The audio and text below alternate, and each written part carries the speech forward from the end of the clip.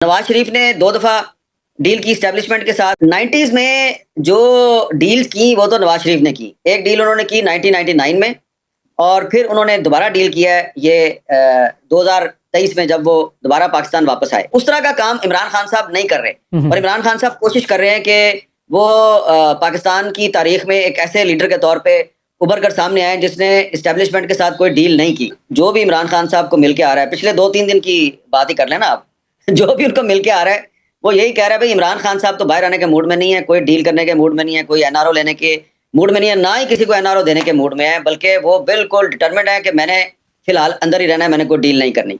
और जब तक वो जेल के अंदर रहेंगे तो पाकिस्तान के बाहर जो है इमरान खान साहब की पोजीशन बड़ी मजबूत रहेगी और हुकूमत डिफेंसिव रहेगी। तो इस वक्त हुकूमत के जो कुछ रहनुमा हैं वो जिस तरह की प्रेस कॉन्फ्रेंस कर रहे हैं उससे ये लगता है कि उनको इंटरनेशनल पॉलिटिक्स की डायनामिक्स की समझ नहीं है। एक्चुअली ये हुकूमत इमरान खान के हाथ में खेल रही है। इस्लामाबाद में कहीं ना कोई जो है वो नई अमरीकी इंतजामिया से काफी खौफजदा है। अस्सलाम वालेकुम नाजरीन इकराम, आज हामिद मीर ने नवाज शरीफ और शहबाज शरीफ की पेंट उतार कर बिल्कुल नंगा कर दिया। हामिद मीर ने कहा नवाज शरीफ जो हमेशा आर्मी के खिलाफ बोलता था लेकिन इक़्तिदार का भूखा फिर डील करके थूक कर चाट लेता है, लेकिन उसके बरअक्स इमरान खान किस कदर बहादुर आदमी है जो जेल में है लेकिन किसी डील को नहीं मान रहा। आइए वीडियो देखते हैं। 90s में जो डील की वो तो नवाज शरीफ ने की। एक डील उन्होंने की 1999 में और फिर उन्होंने दोबारा डील किया है ये 2023 में जब वो दोबारा पाकिस्तान वापस आए। मोहतरमा बेनज़ीर भुट्टो साहबा ने एक एनआरओ किया था परवेज मुशर्रफ के साथ और उस एनआरओ को सुप्रीम कोर्ट ने मुस्तरद कर दिया था। तो अगर हम देखें तो अगर पाकिस्तान में अगर किसी सियासतदान ने एस्टेब्लिशमेंट के साथ डील नहीं की तो वो जुल्फ़िकार अली भुट्टो थे, जिनको बाकायदा ऑफर की गई थी कि अगर आप 10 साल के लिए सियासत छोड़ दें तो हम आपको तुर्की भिजवा देते हैं। तो लेकिन उन्होंने कहा था कि मैं तारीख के हाथों मरने की बजाय के हाथों मरने को तरजीह दूंगा और फिर उन्होंने फांसी का जो फैसला है उसके खिलाफ कोई अपील वगैरह भी नहीं की। तो इमरान खान साहब जो है उनको फांसी तो नहीं हुई है और उनका कोई कंपैरिजन बनता नहीं है भुट्टो साहब के साथ, क्योंकि भुट्टो साहब का तो एक अदालती कत्ल हुआ था और उनके खिलाफ मार्शल लॉ लगा दिया। तो माजी करीब की अगर हम तारीख को सामने रखें तो नवाज शरीफ ने 2 दफ़ा डील की इस्टेब्लिशमेंट के साथ। मोहतरमा बेनज़ीर भुट्टो की आप डील तो नहीं कह सकते क्योंकि एनआरओ था जो नेशनल रिकंसिलिएशन ऑर्डिनेंस जो जारी हुआ था वो तो एक पब्लिक डॉक्यूमेंट थी, लेकिन उसको सुप्रीम कोर्ट ने मुस्तरद कर दिया था और वो सिर्फ उसमें पीपल्स पार्टी बेनिफिशियरी नहीं थी, कुछ और पार्टियां भी बेनिफिशियरी। तो उस तरह का काम इमरान खान साहब नहीं कर रहे और इमरान खान साहब कोशिश कर रहे हैं कि वो पाकिस्तान की तारीख में एक ऐसे लीडर के तौर पर उभर कर सामने आए जिसने इस्टेब्लिशमेंट के साथ कोई डील नहीं की। लेकिन देखें ये तो सिर्फ इमरान खान है। अनफॉर्चुनेटली एक हकीकत है कि इमरान खान की पार्टी के बहुत से जो रहनुमा हैं जो जेल में जाके उनको मिलते हैं और इस्टेब्लिशमेंट के बिहाफ पे उनको डील ऑफर करते हैं, तो उससे लगता यह है कि इमरान खान तो अभी तक कंप्रोमाइज नहीं हुए, उनकी पार्टी काफी हद तक कंप्रोमाइज्ड है। ठीक। अच्छा सर, मियां साहब का आपने जिक्र किया, एक तासुर ये भी था कि ये जो मुज़ाकरात हो रहे हैं ये मियां साहब की मंशा से हो रहे हैं और सारे मामलात जो हैं उनमें मियां साहब ऑन बोर्ड हैं। आपको लगता है कि मियां साहब इन सारे मामलात में इन हैं, ऑन बोर्ड हैं, उनकी मर्जी से मामलात आगे चल रहे हैं? मैं आपको सिर्फ ये बता सकता हूं कि जो 26 नवंबर को जो मुज़ाकरात हो रहे थे उन मुज़ाकरात में एक तो वज़ीर दाखिला साहब जो है उनका किरदार बड़ा अहम था। ठीक। और एक तहरीक इंसाफ की तरफ से बैरिस्टर गौहर साहब का किरदार बहुत अहम था।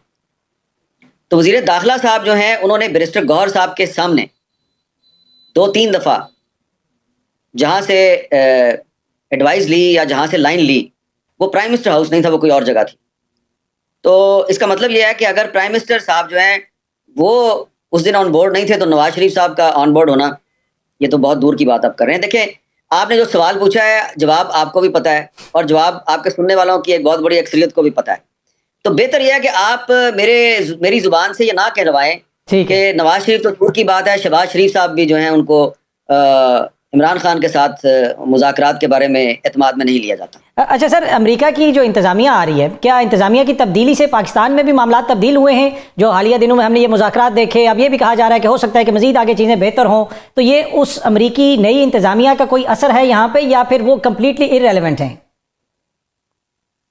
देखें, नई जो अमेरिकी इंतज़ामिया आने वाली है उसके कुछ जो अहम लोग हैं उनके सिर्फ ट्वीट्स पे यहाँ इस्लामाबाद में काफ़ी बेचैनी और सरासीमगी पाई जाती है। इससे अंदाज़ा होता है कि इस्लामाबाद में कहीं ना कोई जो है वो नई अमरीकी इंतज़ामिया से काफ़ी खौफज़दा है। हालाँकि मेरे ख़्याल में इनको खौफज़दा होने की ज़रूरत नहीं है, लेकिन अब क्योंकि ये मेरे पर्सनल नॉलेज में है कि पाकिस्तान पैक्ट जो है, उसको नाकाम बनाने के लिए, उसको तोड़ने की कोशिश की जा रही है। इसलिए हालात व वाक़यात को सामने रखते हुए मैं ये कहूँगा कि इस वक़्त जो हुकूमत पाकिस्तान है, उस पर नई अमरीकी इंतज़ामिया जो है, वो उसके दिलो-दिमाग पे बहुत बुरी तरह सवार हो चुकी है। अच्छा सर, जिस तरह आपने जिक्र किया कि पार्टियों को तोड़ने की कोशिश की जाती है, आज ही राना सनाउल्लाह साहब ने प्रेस कॉन्फ्रेंस भी की, उसमें हलीमा खान साहबा का जिक्र था कि वो पार्टी को एक तरह से टेक ओवर करने की कोशिश कर रही हैं। बुशरा बीबी का अपना बयानिया है। तो क्या वजह है कि तहरीक इंसाफ के अंदर अब तक हमें उस तरह कोई फॉरवर्ड ब्लॉक नहीं मिला, या फिर फॉरवर्ड ब्लॉक बन चुका है, उस तरह हमें नजर नहीं आ रहा, ये इख्तलाफात इतनी ही शिद्दत इख्तियार कर गए जितना हुकूमत तासुर देती है? देखिए, जब इमरान खान साहब के खिलाफ तहरीक एतमाद आई और उसके बाद उनकी हुकूमत जो है उसको हटा दिया गया, और फिर उसके बाद इमरान खान साहब जो हैं उन्होंने काफ़ी दिन तक बनी गाला और फिर उसके बाद ज़मान पार्क लाहौर में बैठ के जदोजहद की, और फिर 9 मई हो गया। तो उसके बाद आप देखें, तहरीक इंसाफ के बहुत से लीडर जो हमसे प्रेस कॉन्फ्रेंस करवाई गई, उन्होंने पार्टी छोड़ दी। बहुत बड़े-बड़े जुगादरी लीडर, तो उन्होंने पार्टी भी छोड़ी और इस्तेकाम पाकिस्तान पार्टी बनाई गई। तो ये क्या है? ये एक तरह से जिस तरह मुस्लिम लीग काफ बनाई थी परवेज़ मुशर्रफ ने, तो इसी तरह ये इस्तेकाम पाकिस्तान पार्टी बनाई गई। इसी तरह वो परवेज़ खटक साहब की तहरीक इंसाफ हकीकी बनाई गई, या नज़रियाती, जो भी उसका नाम है। और उसके बाद भी इस वक्त भी जो तहरीक इंसाफ आपको नज़र आती है, और उसके बड़े-बड़े जो रहनुमा हैं वो टीवी पे आके इंटरव्यूज़ देते हैं, तो आपको या मुझे पता हो या ना हो, लेकिन एक बंदे को पता है कि उसकी पार्टी का कौन-सा एमएनए, सेनेटर और रहनुमा जो है, वो उसके साथ नहीं है, और ऊपर से ड्रामा लगाया हुआ उसने, और उस बंदे का नाम है इमरान खान। उसको सारा पता है। क्योंकि देखिए ना, मैंने आपको पहले कहा कि ये जितनी भी डील्स की ऑफ़र्स हैं, ये इमरान खान साहब तक पहुँचाई गई हैं तहरीक इंसाफ के मुख्तलिफ रहनुमाओं के ज़रिए। तो उसको तो पता है ना बंदे को कि ये अगर मुझे कोई आके डील ऑफ़र कर रहा है और वो मेरी पार्टी का ऑफिस बेरर है, तो मेरे साथ तो नहीं है वो। तो इसका मतलब क्या है? इसका मतलब ये है कि इस वक्त जो तहरीक इंसाफ है, जिसके जो रहनुमा अभी गिरफ्तार नहीं है, उनकी एक बहुत बड़ी तादाद, साइजेबल नंबर, वो कंप्रोमाइज्ड है, और वो एक तरह से फॉरवर्ड ब्लॉक है, लेकिन वो अनाउंस नहीं कर रहे, क्योंकि उनको पता है कि अगर हमने अनाउंस कर दिया तो फिर हम खत्म हो जाएंगे। तो उन्होंने एक तरह का एक ड्रामा लगाया हुआ है कि बज़ाहिर वो इमरान खान के साथ हैं, लेकिन इमरान खान को भी पता है कि ये मेरे साथ नहीं है। ठीक। अच्छा सर, पार्लिमानी सियासत तब्दीली देख रहे हैं, बिलावल साहब भी पिछले दिनों काफ़ी मुतहरिक रहे, पीपल्स पार्टी के गिले शिकवे भी सामने आ रहे हैं। या आपको लगता है कि यही हुकूमत इसी तरह चलती रहेगी, पीपल्स पार्टी इनके साथ ही रहेगी, कोई बड़ा इतना इख्तलाफ नहीं है कि इनको वो छोड़ दें? ये जनाब पाकिस्तान है, और इस तरह के सवालात जो हैं वो 2021 में जब मेरे पर पाबंदी थी, इमरान खान साहब वज़ीर आज़म थे, तो बहुत से लोग मुझे पूछते थे, पाकिस्तान के अंदर नहीं, क्योंकि पाकिस्तान के अंदर तो पाबंदी थी, बाहर के टीवी चैनल्स जो हैं वो मुझसे इस तरह के सवालात पूछते थे। तो मैं उनको कहता था, ये पाकिस्तान है, यहाँ पे किसी भी वक्त कुछ भी हो सकता है। तो उस वक्त तो 2021 में किसी के वहम गुमान में नहीं था कि इमरान खान साहब वज़ीर आज़म नहीं रहेंगे।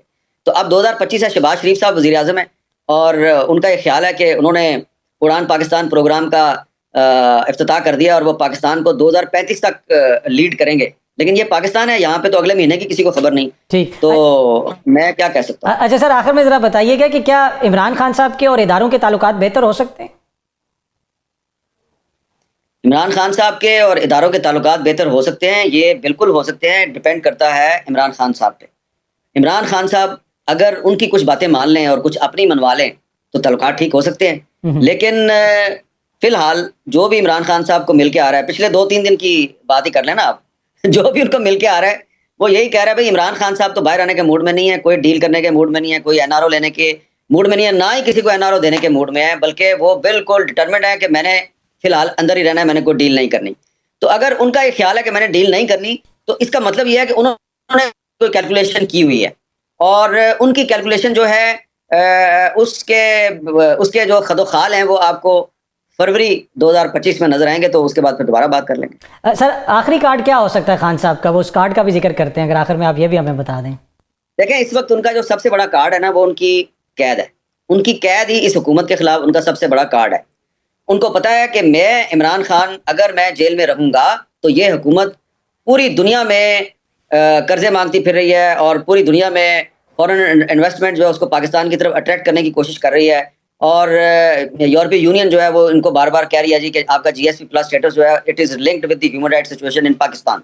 तो इमरान खान को बड़ी अच्छी तरह पता है कि ये तो मुझे कैद करके हुकूमत जो है उसने मेरी ताकत में इजाफा किया है, तो इमरान खान वो रहा होके तो हुकूमत को मजबूत कैसे कर सकता है, यही उनका कार्ड है। और जब तक वो जेल के अंदर रहेंगे तो पाकिस्तान के बाहर जो है इमरान खान साहब की पोजीशन बड़ी मजबूत रहेगी और हुकूमत डिफेंसिव रहेगी।